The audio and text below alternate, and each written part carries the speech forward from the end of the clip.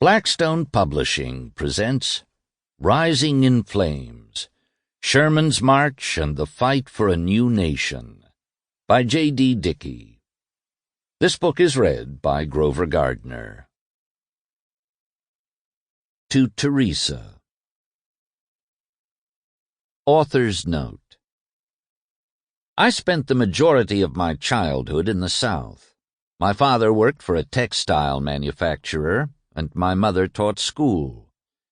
Typical for the time, my family followed my dad where his job led him, from Birmingham, Alabama to Greenville, South Carolina.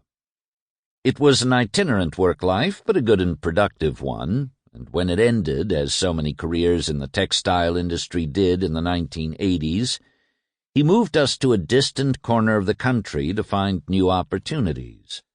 Yet, though I've lived away from the region for decades, I've never forgotten the South, with its deep woods and sublime mountains, its unforgettable food and rich storytelling, and its many legends, ghosts, and phantoms. One of the earliest field trips I remember was visiting Fort Sumter. It didn't mean much to me as a child, an old fort by the sea guarded by antique cannons.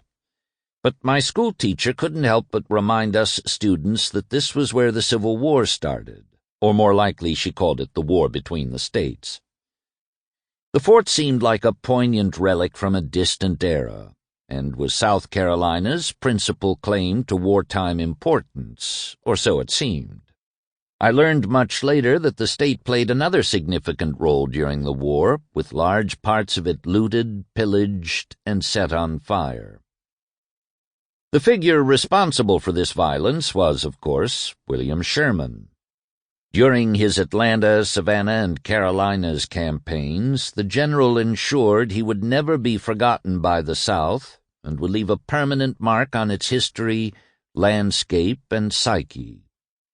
His military actions remain rich and vivid to the Southern mind, despite being more than 6 generations in the past. Though I was partly raised in the region, this book is not about Sherman's invasion from the perspective of the South. That view has been covered well and near exhaustively by onlookers, critics, and aggrieved parties for more than a century now, and anyone with a passing interest in the subject need go no further than a perusal of Gone with the Wind to learn the feelings of those who resisted the march of Northern armies and were duly overwhelmed by them. Rather, this volume concerns the perspective of the marchers themselves. Sample complete. Ready to continue?